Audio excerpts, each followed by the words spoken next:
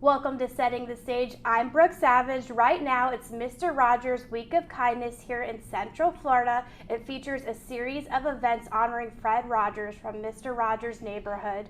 David Newell was on the show. He played Mr. McFeely. He's joining us here today. David, thank you so much for being here. Thank you very much. And Speedy Delivery, Brooke. You knew you had to do that. Yes, I've done it a lot over the years. I bet. So the first question I always ask is, how did you get into acting? Boy, well, I've always, I think I got in through my grandfather. My grandfather, when I was about 8 years old, took me to see a play called Harvey. It's about this rabbit. And it was a touring company of professional actors. And to make a long story short, after I saw the matinee of Harvey, I came home and recreated the set in our basement. And ever since that time, when I saw people on the stage, it really interested me. And that, I think, I transferred my love of the theater into television. And it started back with my grandfather. So here I am talking to you 50 years later, or something like that. I love that. Grandparents mean so much, oh, honestly. Yes. And in fact, Fred Rogers' grandfather, his name was Mister McFeely. You do. Yes. So I was actually about to get into that. Tell us how you went from public relations manager, right, to being on the show. Well, they were simultaneous.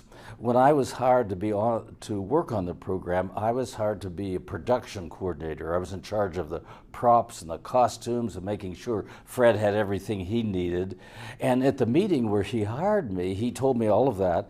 But before I left, he said, "Oh, by the way, I've written a delivery man into the program, and I want you to play it." He told me that about an hour after we were talking, and I walked out of this interview with a job and a job on camera, and that's how it started. And ever since, I've been doing both. So I did props and costumes and Mr. McFeely, but then I went from the daily work into the PR and still did Mr. McFeely. So I combined it all. It was wonderful. There's a saying that when you pick your career, pick something you love because you'll never work a day in your life, and that's exactly how I feel. I completely agree with that. So when he told you you're going to be on the show, were you nervous, or did you have any inkling of what the show would become? Well, no, not at all. I never thought I'd be sitting here talking to you today, because I thought, well, I have a job for 1 year. That first year, we did 130 programs. And I thought, okay, well, I'll move on. And then one day, towards the end of our taping schedule, we were almost finished with the season. The phone rang, and it was Sears Roebuck, who underwrote the program, saying, "We want to renew you again."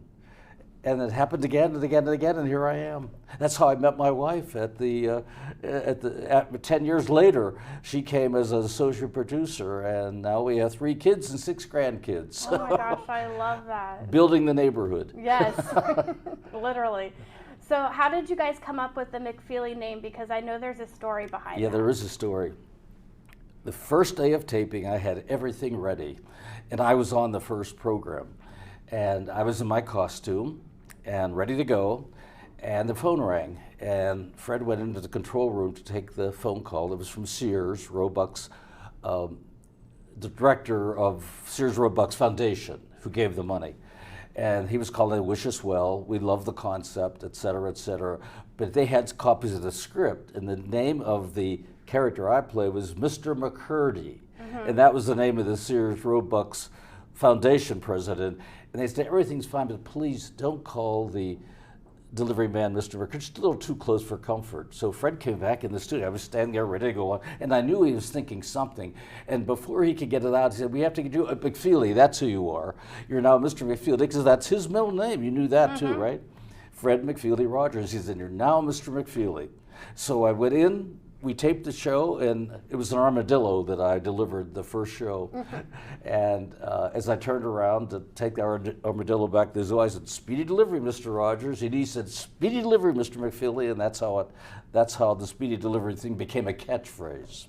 So that was just on the spot too? Speedy Yes. Delivery, it wasn't scripted? It wasn't scripted, but I had on my coat Speedy Delivery Company, but it wasn't scripted. And I just sort of turned around and said, Speedy Delivery, Mr. Rogers, and it stuck. So that was sort of a greeting. It's like an all-purpose greeting. Hello, goodbye, how are you, all of that. Speedy Deliveries, like, you know what I mean. Yes. So now I have to ask, Yes. Does anyone ever notice you in public and say Speedy Delivery to you? Yes, it's happening more and more because there have been 2 documentaries on the neighborhood. PBS did one, and then there was another one done. It was a theatrical documentary, and I was in both of them as me, and clips of McFeely. But now I'm getting, people will stop me a lot now because they recognize me out of my uniform. So, and I really love that. I love talking to the people who grew up with the program, and it's mainly adults too who grew up with the program. The age of the adults who first watched the program, they're in their 50s now, and they have children and grandchildren, and it's sort of going right down the line. And oh, by the way, people say, "Oh, we can't see it anymore," but yes, they can. PBSkids.org has it. It's online. And if any of your viewers want to see Mr. Rogers again, it's still available. Yes, I love that. I think my sister-in-law has showed it to my nephew a few times. Oh, okay, so they discovered it, right? Yes, he's also really into Daniel Tiger. He watches the show that Mr. McFeely is also in, right? Yes, that's right. But in case your viewers don't know, Mr. Daniel Tiger's Neighborhood is an animated. Yes. It's sort of the legacy being carried on, and Mr. McFeely is animated. Of course, I'm always animated, but I'm always in a hurry. That's McFeely's catchphrase, Speedy Delivery. But in the cartoon, it's not really a cartoon, or they call it animation. You know, it's interesting too. Fred always wanted to do some version of the neighborhood animated, and lo and behold, it's happened. Wow. And there's another follow-up program. I don't know if you know the puppet Donkey Hody. Donkey and Hody's the last name. You get the. Yes. There's a program called Donkey Hody, and Purple Panda's in that, and that's also on public television. Oh, cool. So the Fred Rogers Production Company is not only continuing Mr. Rogers' Neighborhood, but also new programming too, carrying on Fred's legacy. Exactly, I love it. And so I'm sure a lot of people wonder about this. What was your day-to-day life like on set, especially since you were juggling multiple jobs, right? Yes, it was hectic. I had to come in and get if I were on the program that day, I'd have to get everything all set up, then run into the dressing room, get into my McFeely costume, go over my lines. And if I was on both programs that day, it was a tough job, but I loved it. It was challenging, but you know, Fred made it. He made it. I can't say easy, but he made it challenging in a very positive way. And you knew that every time he said something on Mr. Rogers' Neighborhood, he meant it. You know, that was not scripted by somebody else. He wrote his own material. And sometimes he'd have it on a teleprompter, but sometimes he'd deviate from what he had written, and if something hit him, he would bring it out. He was a wonderful communicator. You know how hard it is communicating on television. When that camera eye is looking at you, you're by yourself. He was a master at dealing with that, and he saw the space between the viewer at home and the television camera as holy ground. That people who have a responsibility for producing children's programming especially, they have a responsibility within that holy ground. And Fred took that challenge and made a program that was unlike anything else. And it still resonates today. Yes. I call him an electronic Dr. Seuss in a way, because those books have been around, and the neighborhood has been around, and each generation absorbs it. Exactly. And so that leads me to my next question. Yes. What was your favorite part of the show? Oh boy. Oh, I know. The deliveries, that I went to factories to see how things were made. I think that was one of my favorite parts of the show, because I didn't go to all of them. Sometimes just the photographer would go out and well, I'll give you an example. We went to a factory to see how trombones are made. And it's fascinating to see this big piece of copper or whatever it's made out of, and the machine turns it into, and that's what I found fascinating. And I would go along with the process, and then we'd bring it all back and edit it, and then I would narrate it. And I think that was one of my favorite things. And it was, we did about 200 of those. We did how people make tofu, how people make sweaters, how people make sneakers. They were fascinating. But I would basically narrate them all and bring them in to show Fred in picture. Sounds like you learned a lot on the show. So what did you learn from Fred Rogers? To listen. He thought that was the most important thing. When people would ask him about children, what's an important thing to do? Just to listen to what your child is saying. Put down the newspaper, turn the computer off, and just listen.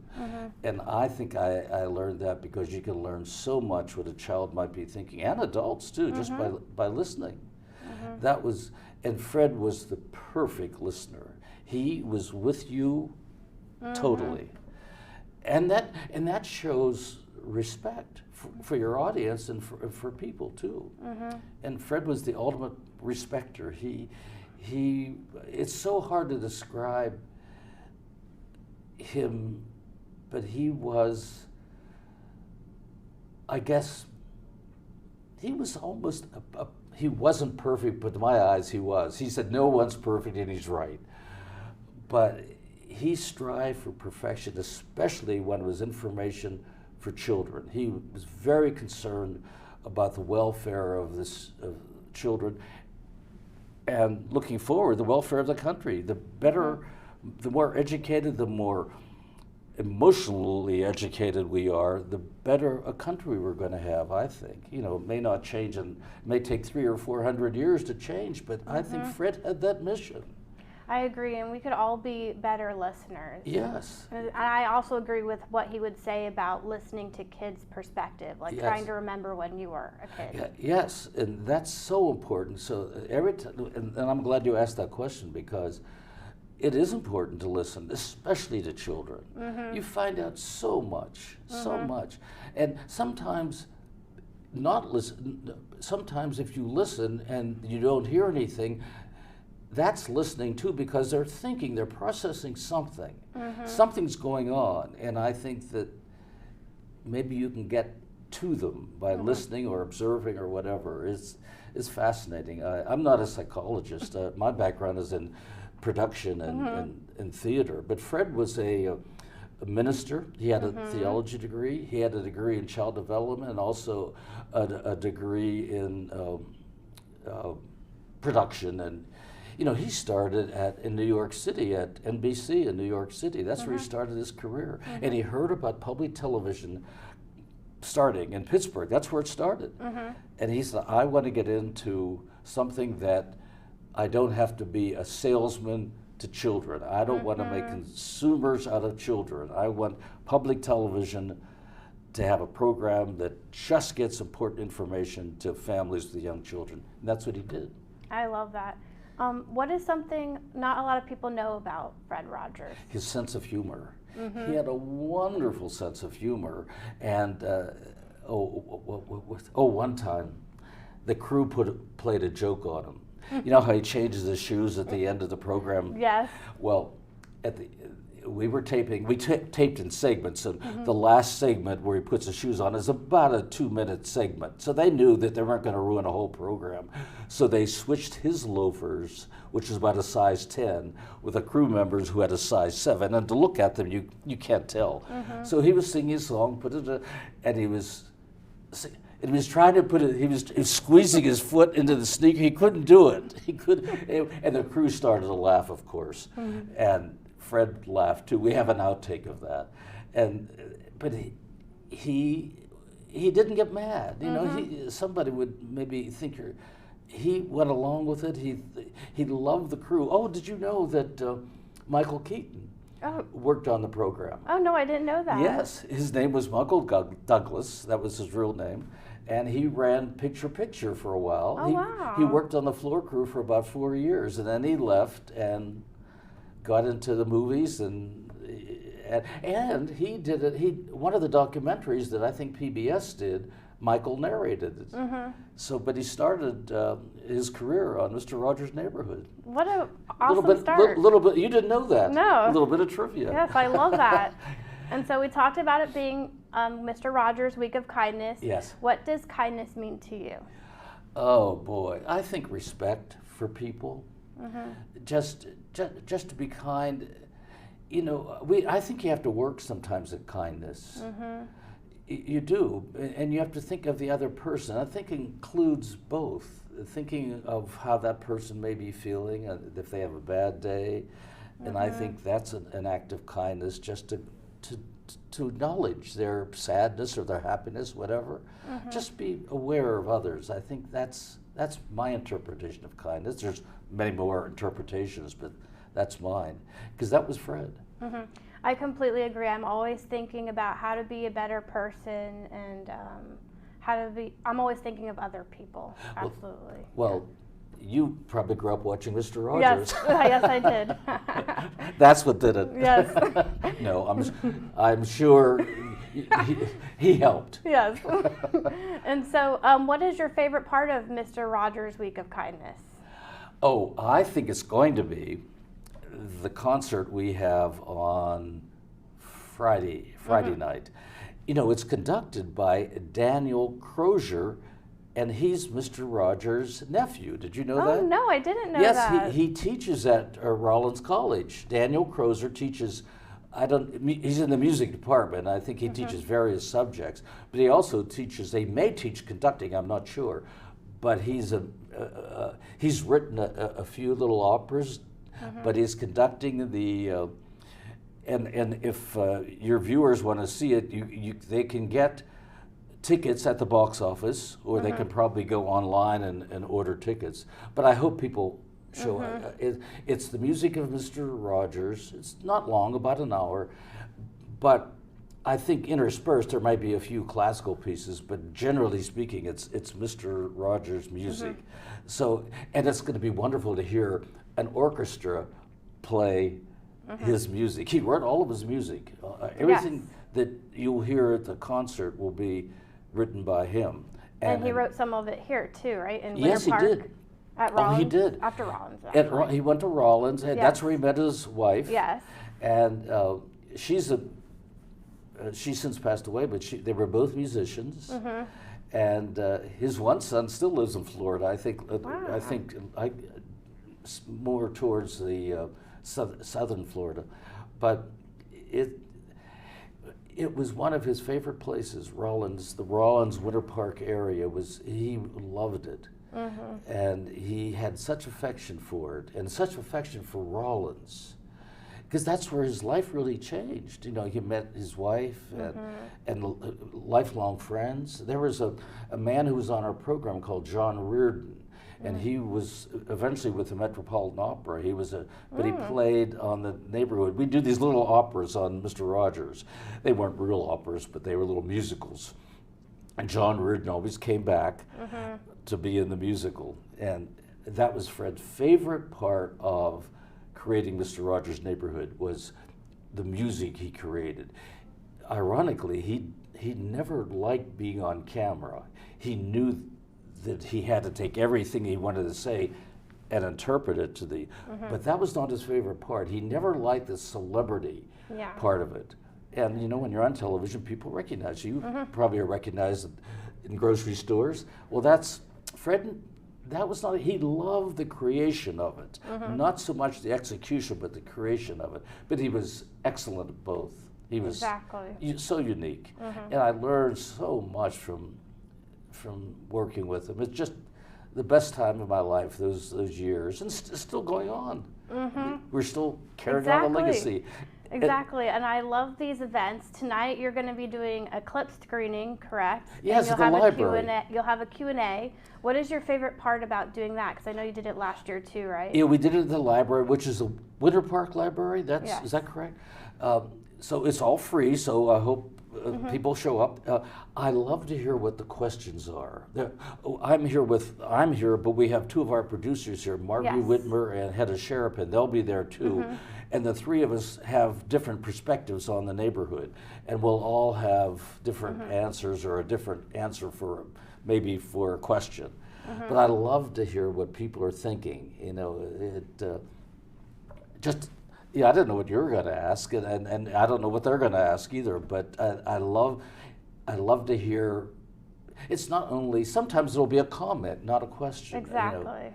So yeah. I'm looking forward to that. That leads me to my next question. What is something memorable that a fan has told you when it comes to what the show means to them? Memorable about my involvement in the program, or just the show? Like maybe they say the show changed their life, like a story like that. What is something a fan has told you? It was Wizard of Oz, right? The movie. In that movie, there's the Wicked Witch of the West. It scares people, and to this day, people will say that witch scared me, and I said, Fred, do you think we could ever do a program about scary images? For instance, I told him the story about the witch. And he said, well, if you can find Margaret Hamilton, that's the name of the actress, I'll write the script. And I found her. And after we did the segment, she came in her civilian clothes. She said, I'm not a scary person, I'm an actress. And she broke down the scary part of that witch. And we got a lot of letters saying, thank you. It really helped my child, because I couldn't get them to watch Wizard of Oz, or they ran out of the room when the witch came on. And that helped. They listened to Fred Rogers' interpretation of the witch to know it was just pretend.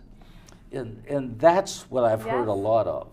I love that. My sister gave me that movie when I was 5 or 6 years old, and I ended up hating it because I was scared of the witch. But isn't that funny that you too? Yes. And you didn't at that point realize it was an actress, right? Exactly. So that's very relatable to kids. Absolutely. Well, I'm glad you asked that. Yes. But you know, Margaret Hamilton, the actress, she's since passed away, but she's been in countless movies, and she's known for that one part. But she was a lovely person. She was a school teacher before she was an actress, and she understood children and empathized with them, and she watched with her grandchildren. That's how we got her on the program. Yes. She wrote a letter saying, I love the show, and I said, well, what? I tracked her down, and she was on the show, and she became, we have time for one quick story? Yes. About Margaret Hamilton. Well, we have 3 children. They're all adults now, but when our second child was born, we knew Maggie. She said, call me Maggie. And she called, she said, I hear Taylor has been born, that's our son. He said, you picked me up at the Pittsburgh airport. She lived in New York, and I want to come for the day and meet Taylor. And I did. I met her. We stopped at the station to see Fred, and then I drove her to our house. And she sat in our living room holding Taylor on her lap, and I have a picture of that, the Wicked Witch holding our son. He was, 3-4 weeks old maybe? And as that was happening, our phone rang. And it was our neighbor next door, or next door, I think, saying, did I just see the Wicked Witch of the West walk into your kitchen? And she was also at the same time playing, this is maybe before your time, but she did a lot of commercials. And one of her famous commercials was Cora, she owned the general store, and she sold a coffee, a coffee brand. And she was known for that too. So, and the irony to all of that is that all the movies she did, all the stage plays she did, that one commercial, she did a series of them, but she had a contract for commercials. That one commercial made her independently. She didn't have to take anything she didn't want to do. The irony to all of that. But I was so delighted because she worked hard. Her life was being an actress. And that was a devoted life. She loved it. And that goes back to, if you like something, you'll never work a day in your life. Exactly. I love that. Well, do you have anything else you want to bring up about Mr. Rogers' Week of Kindness, or to fans who want to meet you? Well, I hope they come to the concert on Friday night. That's the one thing that we should, and bring friends. Tell everybody watching this, bring 2 people. Yes. And we're going to do autographs afterwards, and we can meet in the lobby and have questions and take pictures. That's fine. Any of these events, I've brought this picture with me. I can. Yes, I've been meaning to show this picture of Mr. Speedy McFeely. Delivery. That's how I look when I'm Mr. In case your viewers have never seen Mr. McFeely, that's how I look. I love it. The Speedy Delivery man. So I have pictures to give out, and we have these wonderful events. And tonight, the Winter Park Library. Yes, tonight the Winter Park Library. And of course, you could also find other information on MrRogersWeekOfKindness.com. I'll also post it on clickorlando.com/settingthestage. David, thank you so much for joining us. Well, before we finish, I'm going to count to 3, and we're both going to say Speedy Delivery, and that'll sign us off. All right? Okay, here we go. 1, 2, 3. Speedy Delivery. That's it. I can't do it like you. You did it. Yeah. You even had your finger ready too. Yeah.